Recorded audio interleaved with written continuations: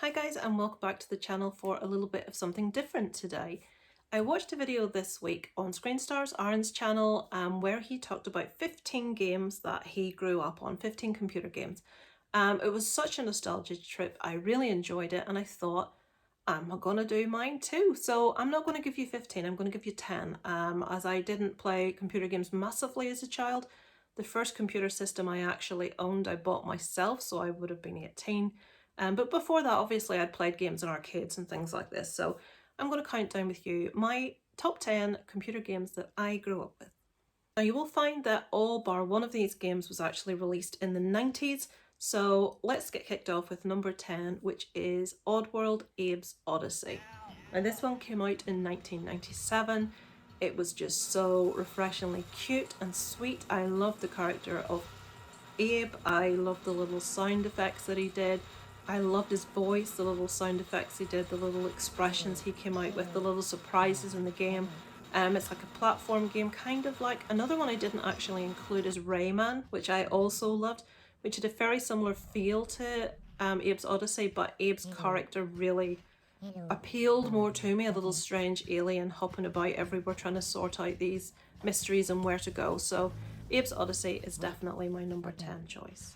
At number 9, we also have another game that was released in 1997, but this is for the Nintendo 64. This wasn't one I played on I didn't own a Nintendo 64, it was a friend's. It's a weird one because I hate James Bond, but this is Goldeneye 007. This game, I think most people that gamed back in the day all played. When you look at the graphics now, it's terrible, it's so boxy, it just is not good, but the gameplay for this at the time was fantastic. I remember many happy hours playing this, dying, swearing, having to repeat the same section over and over again. Something I find with games now, if you die in a computer game, the autosave so regular you don't have to repeat massive swathes of games. I find back then, you had to, if you died, you had to do such a massive amount, and it was so frustrating, but it taught us tenacity, taught us to stick with it. Goldeneye 007 is my number 9. At number 8, we have one that came in again in the 90s, and that is Doom. This is one that sometimes creeped me out a bit when I played it when I was much younger. This is one of the first person games. Sometimes these can make me a little bit sick. This didn't back then, I don't know why. As I've got older, sometimes first person I struggle a bit with. I prefer to see my character than to be the character, but Doom. So you're wandering about endless hallways, going into doors. I can still hear those sound effects of the doors opening and closing. Encountering monsters that you have to kill. Again, when you look at the graphics now, it's very pixelated, but then we thought it was amazing.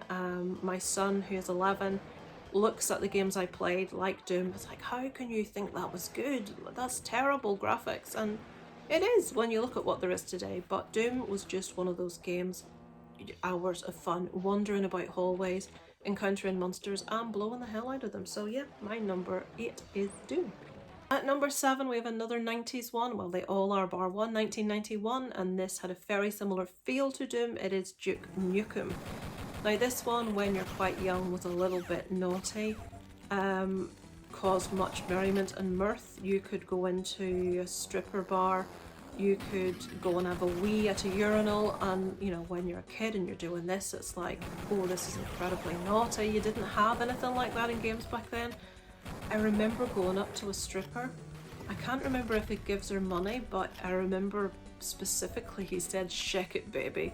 And this was like so rude when you were small. So yeah, Duke Nukem, very similar to Doom in that you wander about a lot, but and you kill things and you discover things, and there's a bit of puzzle solving. You can look at yourself in the mirror, which for some reason is really interesting. When you're in first person, you don't know what you look like, so you go and you look at yourself in the mirror. But yeah, Duke Nukem always reminded me a bit of Doom, but a little bit cheekier, with a little bit more real world stuff in. So that is my number 7. At number 6 is a 1996 game that I played to death by the name of Crash Bandicoot. Now this has obviously alive and well to this day. We have much more advanced versions of it, better graphics, but even though the frustration of having to repeat certain parts of this over and over and over again, there's just something really addictive about it. Crash Bandicoot is one I spent many hours doing. I won't say I enjoyed it as much as games like Duke Nukem and some that I'm going to discuss, but I played it a lot because I suppose it's easy play, it's brainless play, it doesn't really make you feel ill or sick. Crash Bandicoot is my number 6. At number 5 is the only 80s game on here, and it's the original Mario 1985. So the story with this is when I was a child and I would go on holiday with my parents, which would just be down south of Ireland. My granny liked to play bingo, and invariably I'd end up in arcades. I was very young at the time, and well, obviously it wasn't 1985, it would have been sometime after then, but Mario was in the arcades. The original pixelated flat Mario with the little chimneys and the turtles that you jump on and the coins that you collect. And again, many happy hours, and I think we're going back to the days when it maybe cost 10p to play. And I would stand there for literally 2 or 3 hours on this bloody Mario. And another game that's also on my list a little bit. There were 2 games side by side in this arcade, and I was never off both of them. But this next one is the one that sat side by side with Mario, and I adored this game. This is Double Dragon. This was released in 1994. These 2 machines sat side by side in the arcade, and this game was 2 brothers. They were like karate champions, and you had to guide them through almost like an area of a city where all these bad guys were jumping out and trying to beat you up. So it was a 2-player, so I played it with my friend. We absolutely loved it. Many happy hours. Karate chopping long before Cobra Kai was a thing. Well, the new Cobra Kai being a thing. Double Dragon, just so much fun. And I spent many happy hours playing it. At number 3 is one I don't hear a lot of people talk about. This is a 1999 game by the name of Dino Crisis. Now, I love this because it almost seemed to combine Resident Evil and dinosaurs for me. I love shoot 'em up games. I prefer if there's an element of a puzzle or things you have to do, but Dino Crisis was just out and out fun. Sometimes you get this in older arcades as well, in the like little car that you go in and sit and you can just blast the hell out of dinosaurs. So yeah, Dino Crisis. In at number 2, you probably all know what my number 1 is without me telling you. In at number 2 is a 1998 game, which was also on Arran's list, which I adored. Metal Gear Solid.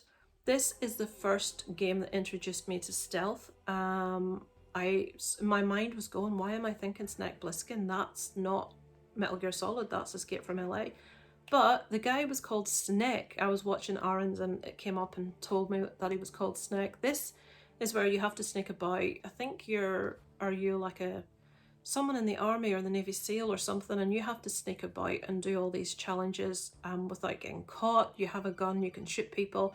So again, it's that shoot 'em up, find your way around, solve the puzzles, and that to me is my favourite kind of game. That's what I like more than anything else. So Metal Gear Solid was innovative for me. I adored it.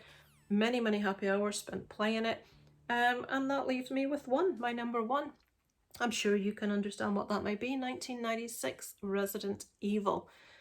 Still, even though most people prefer number 2, some people love number 4, number 1 will always be my favourite computer game of all time, Resident Evil, the original. It's the first game that I actually would sit down and I would start playing it when it was light, and by the time I stopped playing it, it was well past bedtime. I could sit easily for 10 hours on this game, and that is shameful to admit. When I was a much younger individual, I would sit the whole day on Resident Evil, like finding everything I could, solving all the puzzles. This was before you would have walkthroughs, or you would cheat, or you would get stuck and look up something on YouTube. You didn't do that then. You just had to sort it out and solve it for yourself. Now, occasionally you could buy magazines that would have walkthroughs or things, and I didn't like to do that. I preferred to spend the time sorting it out. And in the first Resident Evil, there are so many things to solve, keys to find, things to move certain places to trigger things. And I just adore Resident Evil, the original. That first scene where you walk down a corridor into a little room and a zombie is chomping away on the floor and he turns and he looks at you, filled me with the fear of God. Again now, when you look at that, my son's, how could you have been scared of that? It never could he understand the fear of a licker running at you or the zombie lumbering towards you. But yeah, absolutely love my Resident Evil. And the first for some reason will always be my favourite. I just have very nostalgic thoughts about Resident Evil. So that is my top 10 games that I grew up on when I was much younger. I'd be really interested to know yours, guys. Let me know below in the comments, or feel free, like Arran and myself, to do a video telling us what yours are. Thank you so much for watching, guys. I look forward to speaking to you next time. Over and out from Lisa Loves.